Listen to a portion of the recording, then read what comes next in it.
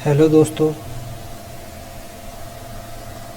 आपका स्वागत है ऑनलाइन के इस प्लेटफॉर्म KMS एडू पॉइंट पर। दोस्तों, आज का जो अपना टॉपिक रहने वाला है वो MP सेट का जो क्वेश्चन पेपर रह गए थे 50 MP सेट के, उसको आगे कंटिन्यू करने वाले हैं। ये MP सेट के जो क्वेश्चन है काफ़ी इम्पोर्टेंट, मतलब आपको एक गाइडेंस प्रोवाइड करेंगे कि कहाँ पर कुछ गलतियाँ हो जाती हैं जो हमको आगे जो नेक्स्ट पेपर असिस्टेंट प्रोफेसर का उसमें नहीं करना। तो चलिए सीधा शुरू करते हैं क्वेश्चन नंबर 101 से। जो भी क्लास में पहली बार आए हैं, जो भी इस चैनल पर, वो चैनल को सब्सक्राइब कर लीजिए, जिससे आने वाला नोटिफिकेशन आपको मिलता रहेगा। हिस्ट्री के पेपर के लिए ये सीरीज है जो रामबाण साबित होने वाली है ना। तो सीधा क्वेश्चन नंबर पर चलते हैं, 101 पे। जहांगीर के दरबार में पक्षियों का सबसे बड़ा चित्रकार था। तो ये पक्षियों से संबंध में पूछ रहा है कि सबसे बड़ा जो चित्रकार था वो कौन था। तो इसमें बसावन अकबर के काल से संबंधित है। ये हुमायूं के काल से संबंधित है और इसको मुगल चित्रकला का जनक भी कहा जाता है। मुगल चित्रकला का जनक भी कहा जाता है, क्योंकि ये हुमायूं, जो सैयद अली है वो हुमायूं के साथ फारस से आया था, ठीक है। और मुगल चित्रकला की जो नींव पड़ी है वो हुमायूं के शासनकाल में ही पड़ी है। और ये हुमायूं के भी शासनकाल में था कुछ समय, और अकबर के भी शासनकाल में था। और ये जो है ये पक्षी चित्रकार नहीं थे, लेकिन मंसूर पक्षी चित्रकार था। और ये किससे संबंधित है? जहांगीर के शासनकाल में था। तो ऑप्शन नंबर इसका डी इसका करेक्ट आंसर होगा। क्वेश्चन नंबर 102 की बात करें तो हुजूर दिल्ली दुरुस्त अस्त है। तो ये जो स्टेटमेंट है ये काफ़ी फेमस स्टेटमेंट है, और ये किसके द्वारा? निजामुद्दीन औलिया के द्वारा दी गई थी। और किस विषय को लेकर दी गई थी? ये गयासुद्दीन जब बंगाल को जीत कर आ रहा था दिल्ली, तो उस समय निजामुद्दीन औलिया और गयासुद्दीन के बीच मनमुटाव रहता था। तो जब गयासुद्दीन ने इनको, तो इमामुद्दीन चिश्ती अजमेर से जुड़े हुए हैं, अजमेर में इनकी दरगाह है। काफ़ी की बात करूं तो ये दिल्ली से संबंधित है। और शेख सलीम चिश्ती की बात करें तो ये फतेहपुर सीकरी से संबंधित है। इनकी दरगाह पे अकबर इनसे मिलने भी गया था, बार बार मिलने भी चाहता था, ठीक है। ऑप्शन नंबर सी इस क्वेश्चन का करेक्ट आंसर होगा। नेक्स्ट क्वेश्चन की बात करें तो रिसाल-ए-हकनुमा का लेखक कौन है? तो इसका जो लेखक है वो दारुल के द्वारा ये ग्रंथ लिखा गया है। तो ऑप्शन नंबर सी इसका करेक्ट आंसर होगा।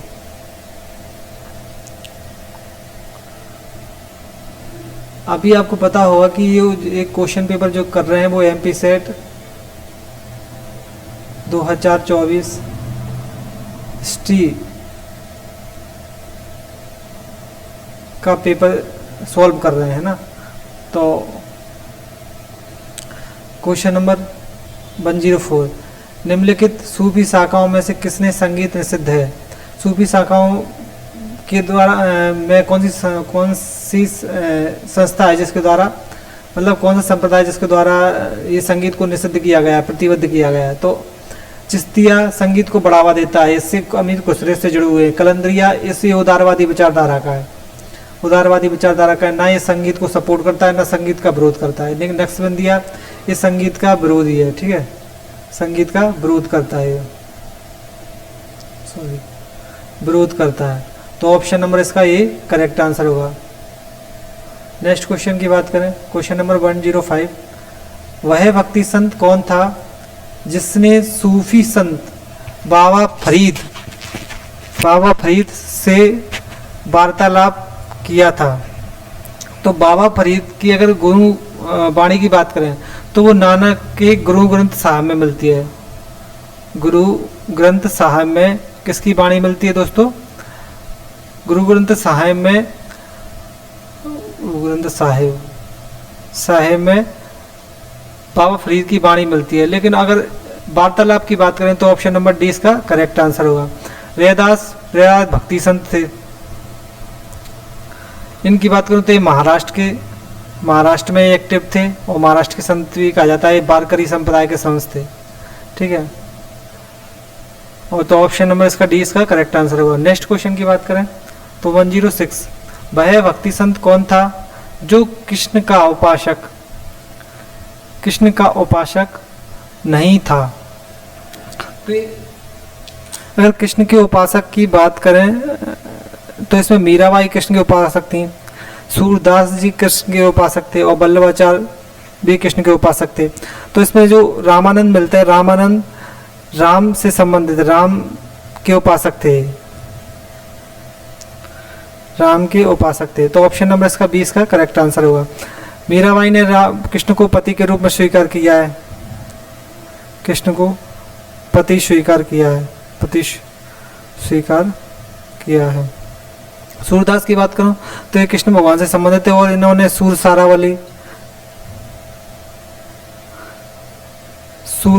साहित्य लहरी जैसे ग्रंथ लिखे हुए हैं। और वल्लभाचार्य को पुष्टि मार्ग का संस्थापक भी कहा जाता है। इनको पुष्टि मार्ग का संस्थापक भी कहा जाता है इनको। इसके अलावा इन्होंने जो भगवान कृष्ण को श्रीनाथ के रूप में पूजा है, श्रीनाथ के रूप में इन्होंने भगवान को पूजा है।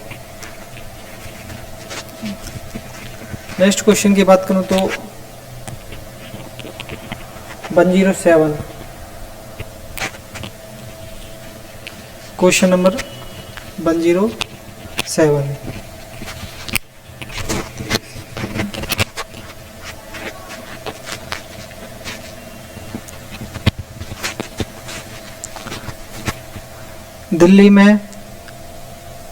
दिल्ली में खैरुल मनाजिल मदरसा की स्थापना किसके द्वारा की गई थी।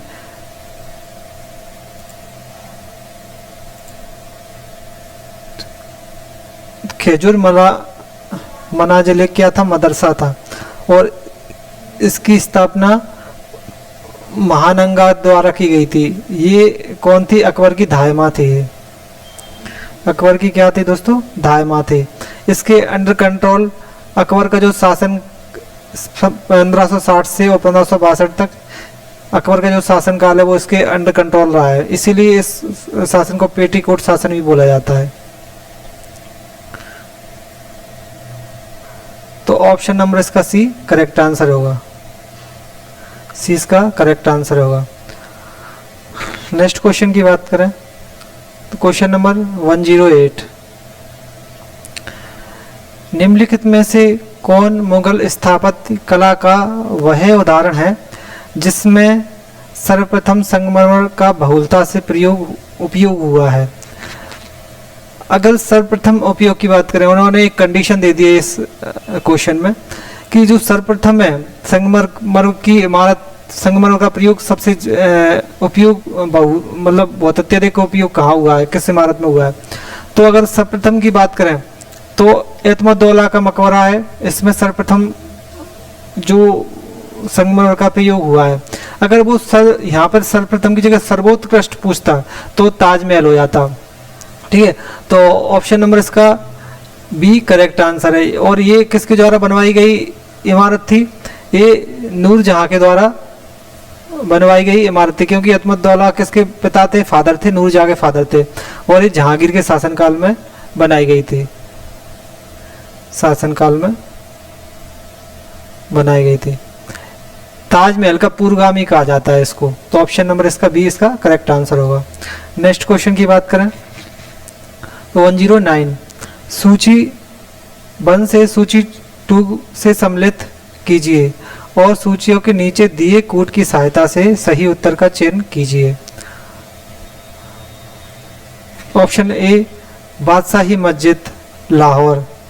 तो बादशाही जो मस्जिद है वो किसके द्वारा बनवाई गई थी, औरंगजेब के द्वारा इसको बनवाई गई थी, ठीक है। एतमद्दौला का मकबरा अभी नूरजहां के द्वारा बनवाया गया था, अभी ऊपर ही देखा आपने। बुलंद दरवाज़ा अकबर ने बनवाया था फतेहपुर सीकरी में गुजरात विजय के उपलक्ष्य में। ठीक है, तो ऑप्शन सी का सेकंड होगा। मोती मस्जिद आगरा किसके द्वारा बनवाई गई थी? शाहजहां के द्वारा। अगर ये मोती मस्जिद दिल्ली होता है यहाँ पे तो क्या हो जाता है? औरंगजेब। लेकिन चूंकि आगरा है तो शाहजहां है, तो इसका मिलान करते हैं। ऑप्शन नंबर ए का 4 कहाँ है? बी में भी और डी में भी है।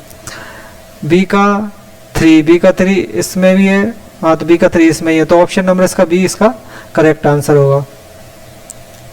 नेक्स्ट क्वेश्चन की बात करें तो क्वेश्चन नंबर 110, फतेहपुर सीकरी में बादशाह अकबर ने निर्मित कराया था।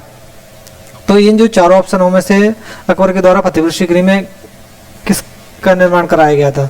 तो option A Moti Mahal, option B Panchmahal, option C Rang Mahal, option D हीरा महल। तो जो 5 मंजिला इमारत अकबर के द्वारा किस में बनवाई गई थी? फतेहपुर सीकरी में बनवाई गई थी, तो ऑप्शन नंबर इसका 20 का करेक्ट आंसर होगा। नेक्स्ट क्वेश्चन की बात करें दोस्तों,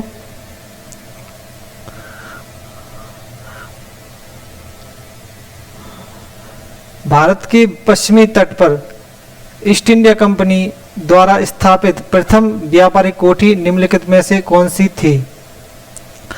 तो ये क्या पूछ रहा है? पश्चिमी पूछ रहा है। अगर इस तरफ की पूछ रहा है कि ये वाली जो कोठी थी वो अंग्रेजों की कौन सी थी, तो ये सूरत में ये कोठी थी। ठीक है, अगर ये बोलता पूर्वी, तो पूर्वी कौन सी आ जाती? मसूलीपट्टनम या मछलीपट्टनम। वो कब हुई थी स्टेब्लिश? 1611 में उसको किया था, तो ये 1613 में इसको किया गया था, तो ऑप्शन नंबर इसका सी करेक्ट आंसर होगा। हुगली बंगाल में थी। वो मुंबई को अंग्रेजों ने 1169 के बाद अपनी मुख्य सेंटर पॉइंट बनाया था, तो ऑप्शन नंबर सी इसका करेक्ट आंसर होगा। नेक्स्ट क्वेश्चन, चिनसुरा निम्नलिखित में से किस यूरोपियन कंपनी का व्यापारिक केंद्र था? तो चिनसुरा की बात करें तो यहाँ से मसाले और वस्त्रों का व्यापार किया जाता था, और इन दोनों को जो फोकस है मसाले वस्त्रों पर किसने किया था? डच ने किया था। तो चिनसुरा का जो सेंटर पॉइंट रहा है वो कौन सा रहा है? डच रहा है, तो ऑप्शन नंबर डी इसका करेक्ट आंसर होगा। अंग्रेजों की बात करें तो अंग्रेजों का जो मुख्य केंद्र रहा है वो कौन सा रहा है? वो बॉम्बे रहा है। ठीक है, सूरत भी रहा है इनका। पुर्तगाली की बात करें तो पुर्तगाली का गोवा। फ्रांसीसी की बात करें तो इनका चंद्रनगर इनका केंद्र रहा है। ठीक है, और तो ऑप्शन नंबर इसका डी इसका करेक्ट आंसर होगा। नेक्स्ट क्वेश्चन की बात करें तो बांडीवास के युद्ध में निम्नलिखित में से किस अंग्रेज अधिकारी ने फ्रांसीसी कंपनी को करारी शिकस्त दी थी? तो फ्रांसीसी का बांडीवास का युद्ध किन किन के बीच में हुआ था? तो बांडीवास का जो युद्ध है वो ब्रिटिशर्स और फ्रेंच के बीच हुआ था। ठीक है, तो इसमें जो युद्ध हुआ था उस समय जो फ्रांसीसी कंपनी अंग्रेज अधिकारी था वो कौन था? तो अंग्रेज अधिकारी सर आयुध कूट था, तो ऑप्शन नंबर इसका सी करेक्ट आंसर होगा।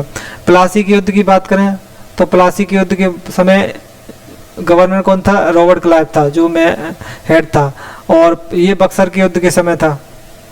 प्लासी का युद्ध कब हुआ था? 1757 में, ये 1764 में। सरायगुड़ बांडीवास का युद्ध कब हुआ था? 1760 में। ठीक है, और ये इसका नेतृत्व कर रहे थे सरायगुड़, तो ऑप्शन नंबर सी इसका करेक्ट आंसर होगा। नेक्स्ट क्वेश्चन की बात करें, क्वेश्चन नंबर 114, किस वर्ष पंजाब ईस्ट इंडिया कंपनी का प्रांत बना दिया गया था? पंजाब को ईस्ट इंडिया कंपनी का प्रांत बना दिया गया था। तो पंजाब को ईस्ट इंडिया कंपनी का प्रांत 1849 में बना दिया गया था। ठीक है, तो ऑप्शन नंबर डी इसका करेक्ट आंसर होगा। इसकी बात करूं तो प्रथम 1845 प्रथम आंग्ल सिख युद्ध हुआ था। इसके बाद 1846 में कैसे लाहौर की संधि हुई? क्या हुई? लाहौर की संधि। 1848 में सेकंड आंग्ल सिख युद्ध हुआ था, सिख युद्ध हुआ था। इसके बाद डी में क्या कर लिया गया, अंग्रेजों ने पंजाब को ईस्ट इंडिया कंपनी में मिला लिया गया। तो ऑप्शन नंबर इसका डी इसका करेक्ट आंसर होगा। नेक्स्ट क्वेश्चन की बात करें, द्वितीय आंग्ल मैसूर युद्ध की समाप्ति किस संधि से हुई थी? तो सेकंड जो आंग्ल मैसूर युद्ध हुआ था उसकी संधि की समाप्ति किसके द्वारा हुई थी? मंगोल की संधि के द्वारा हुई थी। ये किनके मध्य हुई थी? टीपू सुल्तान और अंग्रेजों के मध्य हुई थी। अगर फर्स्ट आंग्ल मैसूर युद्ध की बात करें तो मद्रास की संधि हुई थी, सेकंड मंगलौर की, थर्ड की बात करें तो श्रीरंगपट्टनम की संधि हुई थी। तो ऑप्शन नंबर इसका 20 का करेक्ट आंसर होगा। नेक्स्ट क्वेश्चन, किस अंग्रेज इतिहासकार ने 1857 के विद्रोह को सभ्यता या बर्बरता के मध्य संघर्ष के रूप में निरूपित किया है? तो ये सीधा फैक्ट क्वेश्चन है, तो ये ऑप्शन नंबर 20 का करेक्ट आंसर होगा। टी आर होम्स के द्वारा ये स्टेटमेंट दिया गया है। नेक्स्ट क्वेश्चन 117, निम्नलिखित में से किसे उत्तर भारत में भूमि बंदोबस्त का पितामह कहा जाता है? तो ये क्या करें, नॉर्थ इंडिया के बारे में बात कर रहा है। तो आपको पता होगा जो टैक्स है अंग्रेजों के द्वारा वो 3 प्रकार से लिए जाते थे। एक पूरा पूर्वी एरिया बंगाल, बिहार, उड़ीसा से लिया जाता था, जिसको लॉर्ड कॉर्नवालिस के द्वारा लिया गया था, जिसको बोलते थे परमानेंट सेटलमेंट यानी स्थायी बंदोबस्त।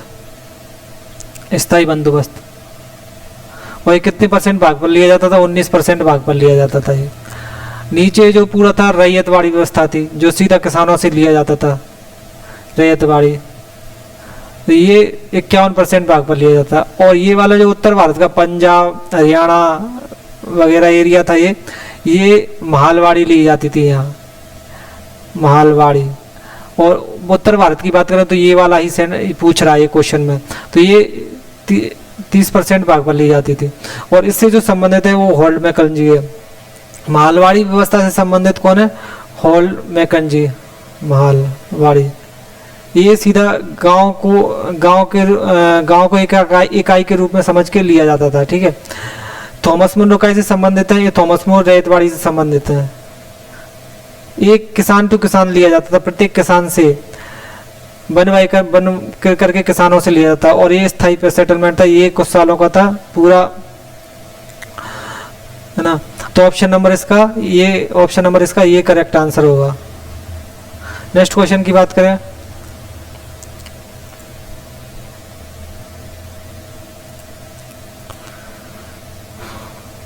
एक 118, भारत में किस गवर्नर जनरल वायसराय ने प्रांतों हेतु वित्तीय हस्तांतरण की नीति प्रारंभ की थी?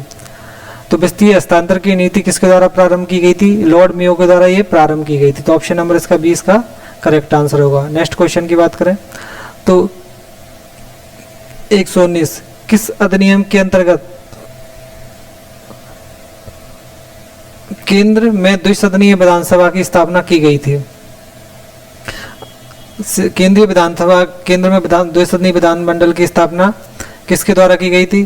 तो ये, और इसमें केवल क्या किया गया था, 1866 में विधायी परिषद का विस्तार किया गया था। विधायी परिषद का विस्तार किया गया था।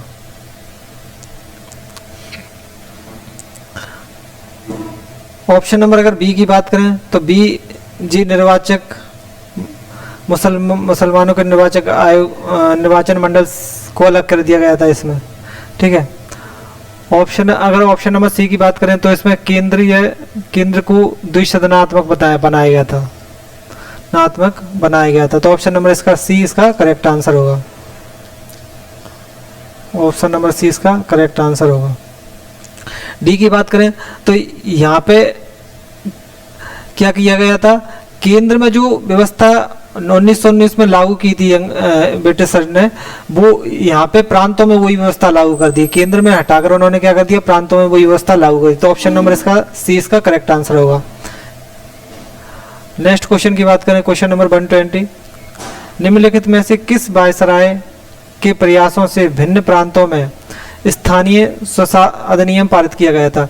तो अगर स्थानीय सुशासन का जनक किसको कहा जाता है? तो लॉर्ड रिपन को कहा जाता है, father of self government, self local government. ठीक है, तो ऑप्शन नंबर इसका डी इसका करेक्ट आंसर होगा। नेक्स्ट क्वेश्चन की बात करें, क्वेश्चन नंबर 121, मुगल शासक फर्रुख सैयद द्वारा प्रदत्त फरमान में अंग्रेज व्यापारियों को किन क्षेत्रों की सीमा में शुल्क में असाधारण कटौती की गई थी? तो जो फर्रुख सैयद के द्वारा जो फरमान जारी किया गया था अंग्रेजों के लिए, उसमें सूरत भी था, बंगाल भी था। तो ऑप्शन नंबर इसका सी इसका करेक्ट आंसर होगा। नेक्स्ट क्वेश्चन की बात करें दोस्तों, तो 122, किसने 1765 में एक संस्था के माध्यम से नमक निर्माण एवं व्यापार पर एकाधिकार स्थापित किया था? नमक की बात करें या तंबाकू की बात करें या फिर सुपारी की? सुपारी की। तो इस पर जो कंट्रोल किया हुआ था व्यापार का पूरा एकाधिकार, वो रॉबर्ट क्लाइव के द्वारा किया गया था। तो ऑप्शन नंबर इसका ये करेक्ट आंसर होगा। नेक्स्ट क्वेश्चन पे चलते हैं, 123, ब्रिटिश भारत का लगभग कितना प्रतिशत स्थायी बंदोबस्त के अंतर्गत आता था? तो मैंने अभी आपको बताया था कि स्थायी बंदोबस्त का पूरा 19% था, ये रैयतवाड़ी पूरा 51% था, और ये वाला पूरा उत्तर भारत का क्या था? 30% था। तो इसमें ये क्या पूछा है, कितना परसेंट भूभाग स्थायी बंदोबस्त यानी परमानेंट सेटलमेंट की बात कर रहा है, जो लॉर्ड कॉर्नवालिस के द्वारा लगाया गया था। ये बंगाल, बिहार, उड़ीसा के क्षेत्र में लगाया गया था। तो ऑप्शन नंबर इसका सी ए करेक्ट आंसर होगा ना। तो it will be the right answer option A. Next question 124, Thomas Munro द्वारा रैयतवाड़ी व्यवस्था, इस टैक्स के सिस्टम से 3 क्वेश्चन पूछे जा चुके हैं। रैयतवाड़ी व्यवस्था को प्रथमतः किस स्थान पर लागू किया गया था? तो मैंने बताया आपको जो रैयतवाड़ी व्यवस्था, रैयतवाड़ी जो टैक्स सिस्टम है वो दक्षिण भारत में लागू किया गया था। सबसे पहले इसको जो लागू करके देखा गया था, मतलब इसका जो प्रयोग किया गया था वो मद्रास में किया गया था। ठीक है, मद्रास में। हालांकि ये बॉम्बे में भी लगा हुआ था, इसमें ऑप्शन में दोनों है, मद्रास भी है, बॉम्बे भी है।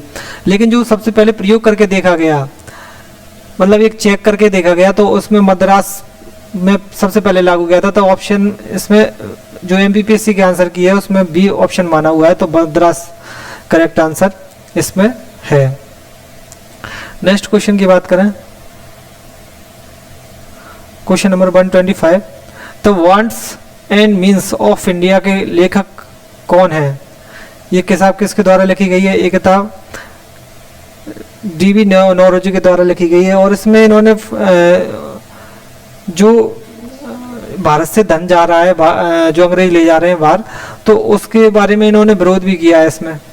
तो ऑप्शन डी इसका करेक्ट आंसर होगा फिलहाल की स्थिति में।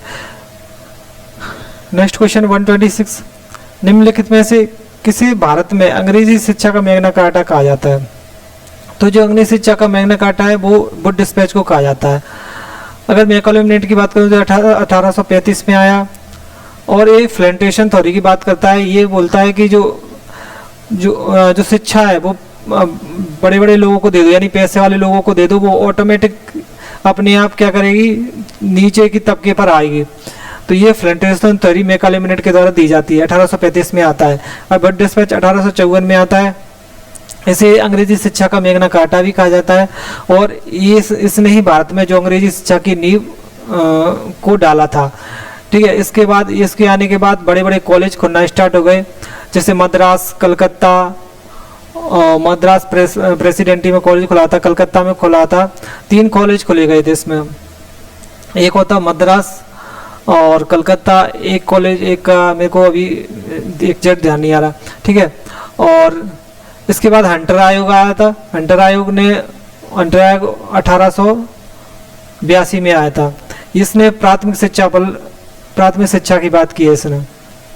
ठीक है, उसके बाद सेटलर आयोग आया था 1917 में। ये कलकत्ता विश्वविद्यालय में सुधार की बात करता है। कलकत्ता विश्वविद्यालय में सुधार की बात करता है। ठीक है, तो ऑप्शन नंबर इसका फिलहाल की स्थिति में बी करेक्ट आंसर हो गया। नेक्स्ट क्वेश्चन की बात करें, क्वेश्चन नंबर 127, किस वर्ष में स्टैची आयोग का गठन किया गया था? स्टैची आयोग का जो गठन है वो अकाल आयु से मतलब अकालों से संबंधित है, जो अकाल पड़ते थे उससे संबंधित है। तो इसका ऑप्शन नंबर सी इसका करेक्ट आंसर होगा।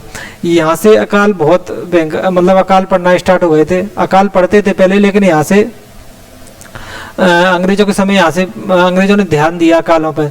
तो इसमें 1876 में भी अकाल पड़ा था, 1878 में भी अकाल पड़ा था, लेकिन जब इन्होंने ये आयोग को गठित नहीं किया था, लेकिन 1880 में जो अकाल पड़ा उसको देखकर इन्होंने अकाल आयोग की स्थापना, स्टैच्यू आयोग की स्थापना कर दी। और ये कैसे संबंधित है? अकाल आयोग से संबंधित है। तो ऑप्शन नंबर इसका सी करेक्ट आंसर होगा। नेक्स्ट क्वेश्चन की बात करें, क्वेश्चन नंबर 128, पागलपंथी संप्रदाय का संस्थापक कौन था? तो पागलपंथी संप्रदाय का जो संस्थापक था वो कौन था? करीम शाह इनके संस्थापक थे पागलपंथी संप्रदाय के। तो ऑप्शन डी इसका करेक्ट आंसर होगा। अगर भगत जवाहरमल की बात करूं तो ये भी पागलपंथी संप्रदाय से जुड़े हुए थे। टीटू मियां की बात करूं या सैयद हैदर की बात करूं तो ये बहावी आंदोलन से संबंधित थे, भावी आंदोलन से संबंधित है। तो ऑप्शन नंबर इसका डी इसका करेक्ट आंसर होगा। नेक्स्ट क्वेश्चन की चलते हैं। 129, भारत में प्रथम समाचार पत्र द बंगाल गजट किसके द्वारा प्रारंभ किया गया था? अगर बंगाल गजट की बात करें तो इसका दूसरा नाम क्या मिलता है? कलकत्ता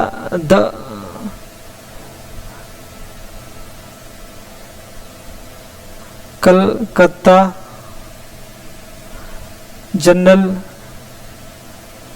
एडवाइजर। तो ये इसका सेकंड नाम है, दूसरा नाम मिलता है, ठीक है। ये किसके द्वारा? ये अंग्रेज अधिकारी था जो अंग्रेजों का विरोध में था और उसने अपनी गुस्सा को निकालने के लिए इस अखबार को अंग्रेजी भाषा में प्रकाशित किया और साप्ताहिक अखबार था। तो ऑप्शन नंबर इसका 20 का करेक्ट आंसर होगा। नेक्स्ट क्वेश्चन की ओर चलते हैं। 130, भारत में छपने वाला ये पहला अखबार था। 130 क्वेश्चन नंबर, किस दिनांक को डॉक्टर अम्बेडकर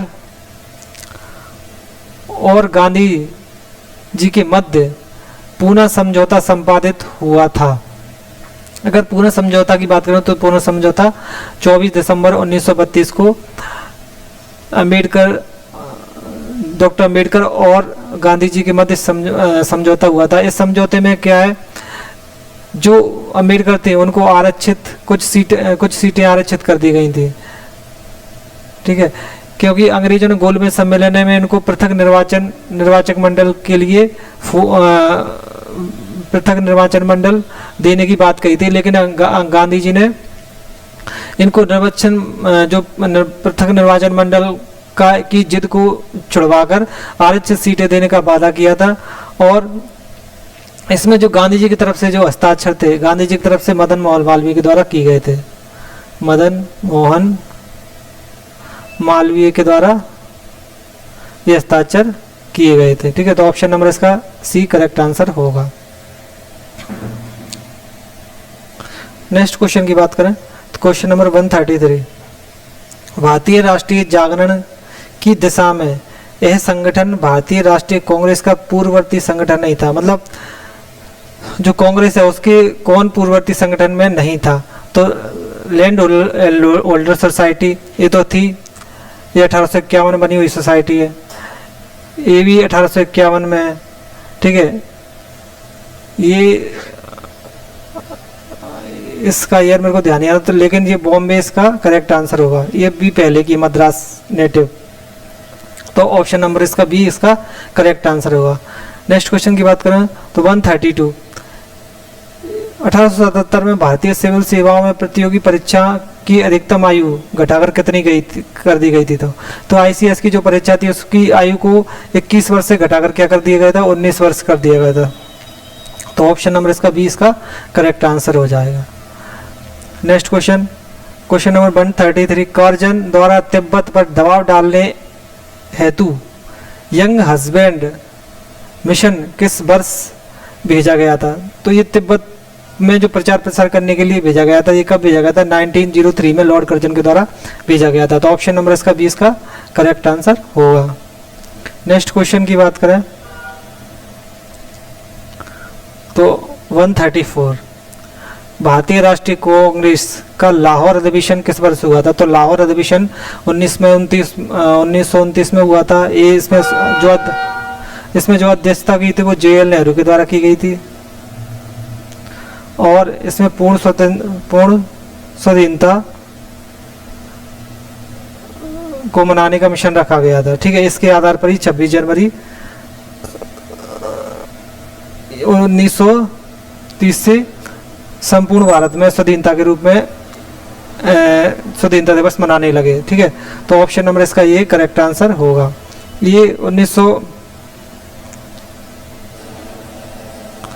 1931 की बात करें तो यहाँ क्या हुआ था, कराची अधिवेशन हुआ था, कराची अधिवेशन। 1930 में क्या हुआ था, सविनय अवज्ञा आंदोलन हुआ था, अवज्ञा आंदोलन हुआ था। 1932 में बात करें तो पूना समझौता हुआ था, पूना समझौता।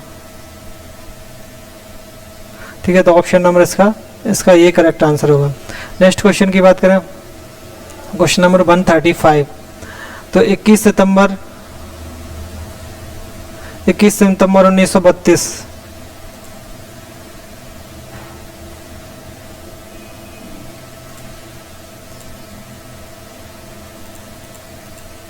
21 सितंबर 1932 को गुरुवायूर मंदिर में अनुसूचित जाति के प्रवेश की मांग पर निम्नलिखित में से कौन आंसर पर बैठे थे। तो ये किसके द्वारा, ये कौन बैठा था, केएल पढ़ दे बैठे थे, और ये ऑप्शन नंबर सी इसका करेक्ट आंसर होगा। नेक्स्ट क्वेश्चन पे चलते हैं। 136 हैदराबाद में भारतीय संघ में मिलाने हेतु सैन्य कार्यवाही वर्ष की गई थी।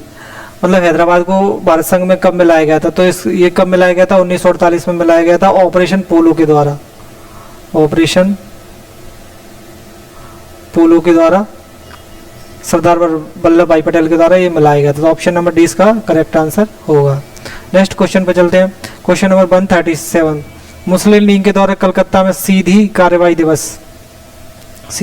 दिवस कब मनाया गया था, तो सीधी कार्रवाई दिवस 16 अगस्त को मनाया गया था। और ये मोहम्मद अली जिन्ना के कहने पर यहाँ पे सांप्रदायिक दंगे भड़क गए थे, जिस कारण कई लोगों की मृत्यु हुई थी। और ये किसके विरोध में था, ये मुसलमानों ने जिन्ना के कहने पर ये किया था। ठीक है, तो आपस में सांप्रदायिक दंगे भड़क गए थे, जिस कारण ये यहाँ पे सरदार वल्लभ भाई पटेल ने कहा था कि जिन्ना चाहे न चाहे लेकिन अब हम बंटवारा चाहते हैं। इसमें कई लोगों ने स्टेटमेंट दिया था ऐसा कि अब जो बंटवारा है वो हो गया रहेगा। तो ऑप्शन नंबर सी इसका करेक्ट आंसर होगा।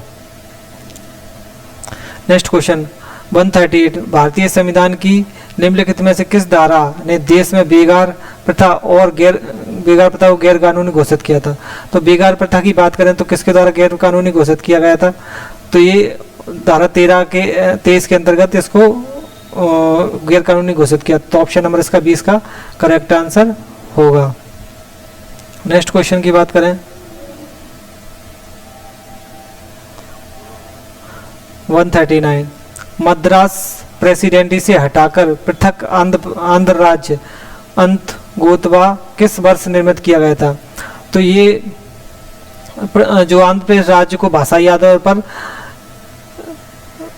श्री रामल्लू के द्वारा, जब श्री रामल्लू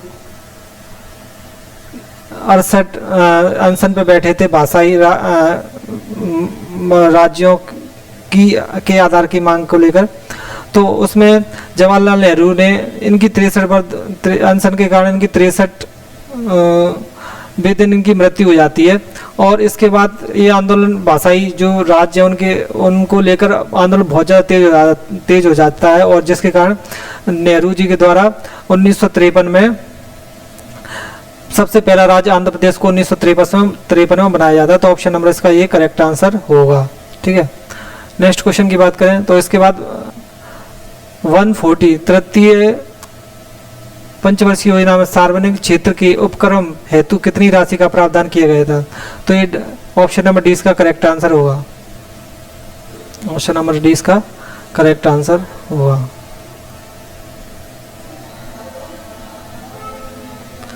नेक्स्ट क्वेश्चन की बात करें, क्वेश्चन नंबर 141 कल्लड़ ने अपने से पहले 11 इतिहासकारों का उल्लेख किया है। निम्नलिखित में से कौन एक इतिहासकार नहीं है? नहीं पर विशेष फोकस करना। मतलब 11 इतिहासकार में क्षेमेंद्र हैं, सुब्रत भी हैं, प्रभात राग भी हैं, लेकिन पदामीर का जिक्र इन्होंने नहीं किया। तो ऑप्शन नंबर डी इसका करेक्ट आंसर होगा। Next question 142। टाइनवी ने अपने अध्ययन हेतु कुल 21 सभ्यताओं को लिया है, जिसे बाद में बढ़ाकर या घटाकर कितना कर दिया? तो हालांकि घटाया तो नहीं है, लेकिन बढ़ाया था, बढ़ा के 26 कर दिया गया था। तो ऑप्शन नंबर इसका करेक्ट आंसर होगा। नेक्स्ट क्वेश्चन की बात करें तो क्वेश्चन नंबर 143। किसने कहा था कि विश्व इतिहास महान संस्कृतियों का खेल है?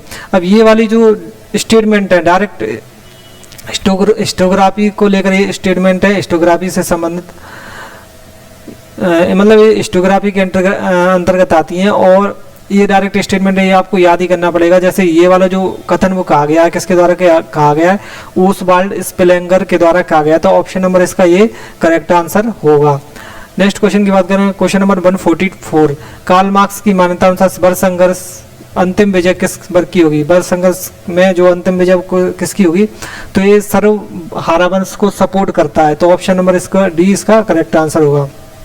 ये कहता है कि मजदूर, स्त्रियां, गरीब, किसान, अंत में इनकी ही विजय होनी है। तो ऑप्शन नंबर डी इसका करेक्ट आंसर होगा। सर्वहारा वर्ग इन्हीं को बोलते हैं। Next question 145। यूनानी रोमन इतिहास की अवधारणा का मुख्य आधार क्या है? तो इसमें मुख्य अवधारणा को यूनानी रोमन इतिहास की मुख्य अवधारणा मानववाद को इन्होंने अपने केंद्र में रखकर बात कही है। तो ऑप्शन नंबर सी इसका करेक्ट आंसर होगा। Next question 146। हेसियड ने किस आधार पर होने वाले परिवर्तन की कल्पना की थी? तो हेसियड ने नैतिकता के सिद्धांत को अपर लेवल का मतलब माना है। उसने कहा है कि अगर नैतिक चरित्र तुम्हारा सही है तो आपका उत्थान होगा, अगर नैतिक चरित्र आपका गलत है तो क्या होगा? पतन होगा। तो ऑप्शन नंबर 20 का करेक्ट आंसर है according to Hesiod. Question number 147। इतिहास में निष्पक्षता संभव नहीं है, यह कथन किस विद्वान का है? तो निष्पक्षता संभव नहीं है तो ये एचकार के द्वारा दिया गया है, और इनकी जो पुस्तक है व्हाट इज हिस्ट्री, हिस्ट्री में इस बात को कहा गया है। ठीक है, तो इनका कहना भी सही है कि इतिहास में निष्पक्षता संभव नहीं है। इसलिए नहीं है कि किसी के राजा के दरबार में अगर कोई दरबारी है वो अगर इतिहास को लिखता है तो कहीं ना कहीं वो राजा के बारे में जो है वो राजा को प्रमोट करेगा या बड़ाई करेगा उसकी। ठीक है, तो ऑप्शन नंबर इसका 20 का करेक्ट आंसर है। 148। भारतीय राष्ट्रवाद का सामाजिक पृष्ठाधार पुस्तक के लेखक कौन है? तो इसमें जो है वो AR देसाई, इसमें सी इसका करेक्ट आंसर होगा, इनके द्वारा लिखा गया। Next question 149। सावल्टन इतिहासकार का प्रमुख विषय क्या था? सावल्टन इतिहासकार का प्रमुख विषय कौन था? समृद्ध लोगों का वर्णन, समृद्ध लोगों का वर्णन नहीं है, राजाओं का वर्णन भी नहीं है। सावल्टन मतलब जनसाधारण का इतिहास, तो सावल्टन यानी जनसाधारण का इतिहास। ऑप्शन नंबर सी इसका करेक्ट आंसर होगा, क्योंकि ये भी बात करते हैं कि ठीक है, तो ऑप्शन नंबर सी इसका करेक्ट आंसर होगा। नेक्स्ट क्वेश्चन, आज का लास्ट क्वेश्चन 150। उत्तरवर्ती आधुनिकतावाद इतिहासकारों का इतिहास के प्रति क्या दृष्टिकोण था? जो पोस्ट मॉडर्न हिस्ट्री है उसमें जो इतिहास का दृष्टिकोण है वो क्या है? तो आलोचनात्मक भी है और विश्लेषणात्मक भी है। इसमें मतलब एनालाइसिस करके। तो आज के लिए इतना ही, और उम्मीद करते हैं कि आपको ये सेशन पसंद आया होगा, आपके लिए बहुत हेल्पफुल होगा। तो आज के लिए बस इतना ही। Thank you very much.